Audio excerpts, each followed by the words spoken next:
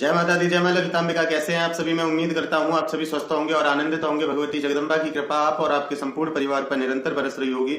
तो आज की वीडियो में जो हम जानकारी लेके आए हैं वो इस विषय पे है कि मसान क्या होता है और मसान रोग के लक्षण क्या हैं और मसान रोग से अपनी रक्षा सुरक्षा आप कैसे कर सकते हैं, किस प्रकार से मसान रोग से आप छुटकारा पा सकते हैं। तो आज इस वीडियो में ये संपूर्ण जानकारी आपके लिए लेकर आए हैं। तो वीडियो को अंत तक देखें। जानकारी पसंद आए तो एक लाइक अवश्य कर दें, कमेंट में जय माता दी लिखें। चैनल पर आप पहली बार आए हैं तो चैनल को सब्सक्राइब कर लें, क्योंकि मैं इसी प्रकार की रोचक और नई नई जानकारी लेके आता रहता हूं। तो आइए वीडियो को शुरू करते हैं। देखिए, सबसे पहले बात करते हैं हम कि मसान क्या होता है, मसान किसको कहते हैं। तो देखिए, मसान उन आत्माओं को कहा जाता है, उन सूक्ष्म शरीरों को कहा जाता है जो एक शिशु के रूप में होते हैं। अब इसमें दो प्रकार के मसान आपको देखने के लिए मिलते हैं, एक कच्चा मसान, एक पक्का मसान। कच्चे मसान को कच्चा कलवा भी कहते हैं। तो देखिए, ये जो दो तरह के मसान होते हैं ये किस प्रकार से बनते हैं। कच्चा मसान तो उसको कहा जाता है जो गर्भ में ही खत्म हो जाता है। गर्भ में धीरे धीरे जो बढ़ रहा था, जो शिशु बन रहा था, वो पूर्ण रूप से नहीं बन पाया, उससे पहले ही गर्भपात हो गया। या बहुत से लोग ऐसे होते हैं कि जो अपनी लापरवाही के कारण कुछ ऐसा गलत खान पान कर लेते हैं जिस वजह से कभी कभी बच्चे की मृत्यु हो जाती है। तो वो आत्मा भी, तो वो भी मसान बनता है। या फिर ऐसा शिशु जो जन्म लेते ही मर जाए, जिसने आंखें भी ना खोली हो, वो भी कच्चे मसान की श्रेणी में ही आता है। तो ये होता है कच्चा मसान। अब बात करते हैं पक्का मसान क्या होता है। पक्का मसान वो होता है जो दूध पीता हुआ बच्चा है, 8 से 10 साल तक का बच्चा है, 12 साल तक का बच्चा है। जो बड़ा बच्चा होता है, 10-12 वर्ष तक का बच्चा होता है, उसको पक्का मसान कहा जाता है। देखिए, कच्चा मसान जो होता है वो कच्चा मसान दूध जो बच्चे पीते हैं या जिसने कुछ भी ना खाया पिया हो, जिसकी आंखें भी ना खुली हो, वो कच्चे मसान की श्रेणी में आते हैं, जिनको हम प्रकृति की गोद में सुलाते हैं। उस बच्चे को हमेशा दफनाया जाता है, उसको जलाया नहीं जाता है। लेकिन जो 10-12 वर्ष के बच्चे होते हैं या उससे बड़े बच्चे होते हैं, उनको शमशान में जलाया जाता है, तो उनको पक्का मसान कहा जाता है। अब बात करते हैं कि ये जो लक्षण हैं, जो मसान रोग के लक्षण हैं, वो आपको कैसे देखने को मिलते हैं। तो देखिए, जो कच्चे मसान के लक्षण होते हैं, उन मसानों की ज्यादातर आपके पेट से जुड़ी समस्याएं रहती हैं। यदि किसी को कच्चे मसान का रोग लगा है तो उन माता बहनों के पेट में अक्सर दर्द रहता है, और जब भी वो डॉक्टर के पास जाएंगी कुछ ना कुछ कमी उनकी रिपोर्ट्स में आती हैं। तो जिसको मसान रोग का लक्षण होता है उसके पेट में हमेशा ऐंठन रहती है। उसका जो साइकिल पीरियड है, जो उसका मंथली जो टाइम है, वो ऊपर नीचे होता रहता है, वो कभी टाइम से नहीं होगा, चाहे कितनी भी उसके लिए आप ट्रीटमेंट ले लें। जांच कराई जाएंगी तो डॉक्टर इन्फेक्शन बताएंगे, गांठें बताएंगे, लेकिन फिर भी उसका कोई सॉल्यूशन नहीं मिल पाता है। कभी कभी देखा गया है जो माता पिता बच्चे की कामना कर रहे हैं उनको बहुत समय हो जाता है लेकिन बच्चे की खुशी नहीं प्राप्त होती है, या तो गर्भ में बच्चा ठहरता ही नहीं है, अगर ठहर जाए तो उनका गर्भपात हो जाता है। और वो गर्भपात भी जब होता है तो भी उन माताओं को बहुत बड़ी समस्याएं होती हैं, बहुत ज्यादा वीक हो जाती हैं वो, क्योंकि जो ये क्रिया होती है, ये क्रिया आपको बहुत ज्यादा परेशान कर सकती है। और जो पक्का मसान होता है उसके लक्षण ये होते हैं कि वो गर्भ को तो आपके को इतना इफेक्ट नहीं करता है, बहुत ज्यादा परेशानी होती है और आपको शिशु जन्म में बहुत सारे कष्टों का सामना करना पड़ता है। अब बात करते हैं पक्के मसान की।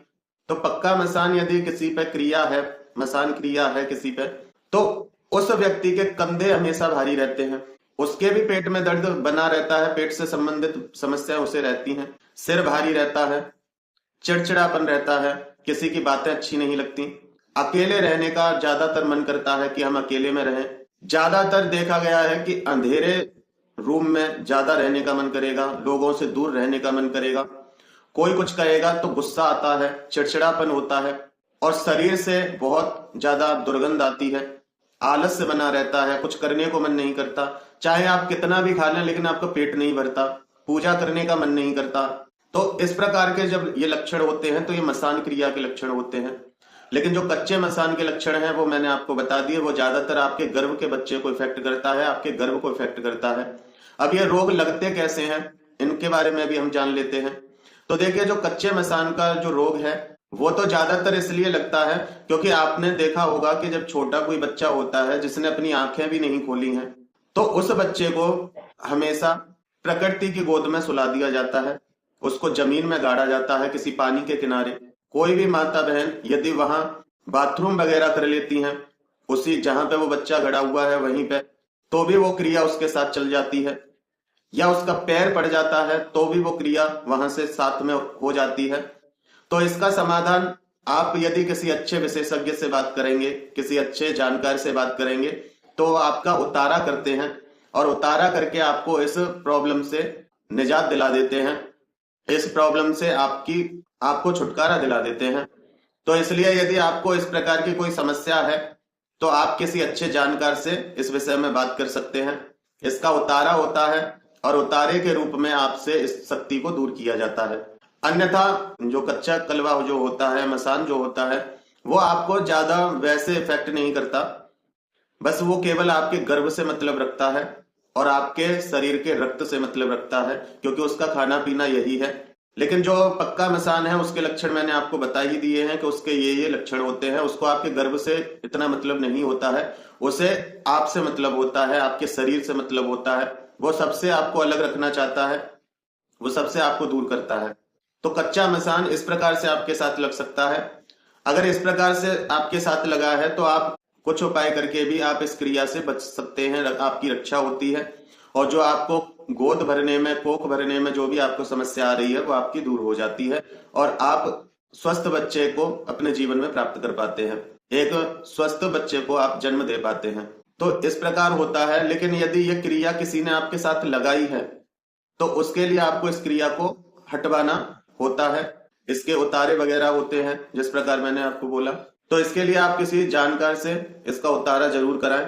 अब बात करते हैं पक्के मसान की। तो पक्के मसान की जो क्रिया होती है वो की ही जाती है आपके ऊपर। पक्का मसान अपने आप नहीं आता है, उसको तांत्रिक सिद्ध करके रखते हैं शमशान में। और यदि आपके ऊपर कोई वो क्रिया करवाता है तो वो क्रिया आपके ऊपर तांत्रिक द्वारा की जाती है और उसके लिए आपको उसको हटवाना पड़ता है। तो इस वीडियो में मैं ज्यादा डीपली नहीं जा रहा हूं, क्योंकि बताने को मैं बता सकता हूं कि कैसे मसान को सिद्ध किया जाता है क्या, लेकिन वो चीज बहुत खतरनाक होती है, तो वो चीज मैं नहीं बताऊंगा। बस ये है कि यदि आपको ये रोग लक्षण लग रहे हैं तो आप किसी समझदार व्यक्ति से, जानकार व्यक्ति से आप इनको हटवा सकते हैं, दूर करवा सकते हैं। लेकिन कारगर होता है, प्रॉपर तरीके से इसका उतारा वगैरह करवा के जल्दी इससे छुटकारा पा सकते हैं। अब बात करते हैं यहाँ कि कुछ लोग कहेंगे कि भैया ऐसी समस्या तो हमें भी दिख रही है, लेकिन हमें कोई ऐसा सही जानकार, सही इसके बारे में जो इसको दूर कर सके, ऐसा नहीं हमें कोई मिल रहा है, तो उसके लिए हम क्या करें। तो देखिए, उसके लिए आप मेरे बताए हुए मार्ग पे चल सकते हैं। उसमें थोड़ा समय लगता है, देखिए, क्योंकि भक्ति भाव से चलती है और जिस दिन आपका भाव और पूरा समर्पण होता है उस समय आपकी भक्ति कार्य करने लगती है। वो आपके हाथ में है कि आप कितनी जल्दी समर्पित होते हैं। तो उसके लिए भी मैं आपको बता देता हूं। देखिए, बहुत से लोग कहते हैं कि भैया हमने भक्ति तो बहुत की है और हम हनुमान चालीसा पढ़ते हैं, हम दुर्गा कवच पढ़ते हैं, हम ये करते हैं, हम वो करते हैं, लेकिन फिर भी हमें आराम नहीं है। तो देखिए, उसमें आराम नहीं हो सकता है, क्योंकि जो मसान क्रिया होती है वो छोटे बच्चे की आत्मा होती है। और जैसे कि मैं अपने बहुत पहले भी वीडियो में बता चुका हूं, पहले भी बहुत सारी वीडियो में इस बात का जिक्र कर चुका हूं कि जो छोटे बच्चे की आत्मा होती है उसको भगवान किसी भी प्रकार से नहीं रोकते हैं, नहीं टोकते हैं। वो आपके घर के मंदिर तक पहुंच सकता है, आपकी जब आप पूजा कर रहे हैं वो आपके बगल में भी बैठ सकता है, वो आपकी गोद में भी बैठ सकता है, वो आपके कंधों पर भी बैठ सकता है, वो मंदिर के प्रसाद को झूठा भी कर सकता है, वो मंदिर में भी बैठ सकता है। उसकी इतनी ताकत होती है, क्योंकि जब बच्चा माँ के गर्भ में होता है तो उसे वो दुनिया की जो माया है, जो दुनिया के माया रूपी कण है, वो उस बच्चे को नहीं छू पाते हैं। वो गर्भ में नेत्र बंद करके केवल जो गर्भ रूपी ब्रह्मांड है उसमें उसका ही वो ध्यान करता रहता है, उसमें ही वो शांति से ध्यान करता रहता है। तो उसके पास बहुत अनंत शक्तियां होती हैं, बड़ी बड़ी जो शक्तियां आपने नाम सुनी है, भूत प्रेत चुड़ैल डाकिनी शाकिनी और भी अन्य जो एंटिटी हैं उनके बारे में आपने सुना है, उनसे भी ताकतवर ये एंटिटी होती है, ये मसान होता है। वो वो और जो नकारात्मक शक्तियां हैं, यदि आप बहुत पूजा पाठ करते हैं एक सही नियम सही गाइडेंस में, तो वो आपसे दूर हो जाते हैं, वो आपको छू भी नहीं पाते। लेकिन ये जो मसान क्रिया होती है, ये आप चाहे कितनी भी भक्ति कर लो, आप इनके ऊपर कोई प्रभाव नहीं पड़ता है। तो इसलिए यहां फिर हमें क्या करना चाहिए, यहां कोई भी शक्ति आपकी मदद नहीं करेगी, कोई भी भगवान आपकी मदद नहीं करेंगे, क्योंकि मदद वो तब करते हैं जब उस एंटिटी को, जब उस जो भी समस्या है, जो भी नकारात्मकता है, उस पर प्रहार करते हैं। और जब उस पर प्रहार करते हैं तो वो आपसे डरती है, वो आपसे दूर हो जाती है एक समय पे। लेकिन जो बच्चे की आत्मा है, जो मसान क्रिया है, वो उस पर कोई भी भगवान प्रहार नहीं करते हैं, क्योंकि वो एक बच्चे के रूप में है और कोई भी शक्ति बच्चे पर प्रहार नहीं करेगी। तो इसलिए वो निडर होता है, उसको किसी प्रकार का डर नहीं होता, उसके पास शक्तियां भी बहुत सारी होती हैं, तो इसलिए वो बहुत पावरफुल है। तो उसके लिए क्या कर सकते हैं वो मैं बताता हूं आपको। आप उस एंटिटी से अपनी सुरक्षा के लिए बटुक भैरव जी की शरण ले सकते हैं, क्योंकि एक बटुक भैरव भगवान ऐसे हैं जो उस क्रिया से आपकी रक्षा करते हैं। क्यों? क्योंकि यदि वो शमशान से किसी ने मसान क्रिया की है, तो वहां वो काल भैरव बनकर उसको नियंत्रित कर सकते हैं। यदि वो कच्चे कलवे के या मसान के रूप में है, तो बटुक भैरव रूप में आपकी रक्षा करते हैं, क्योंकि वो भी बच्चे के स्वरूप में है और बच्चा बच्चे पर प्रहार कर सकता है।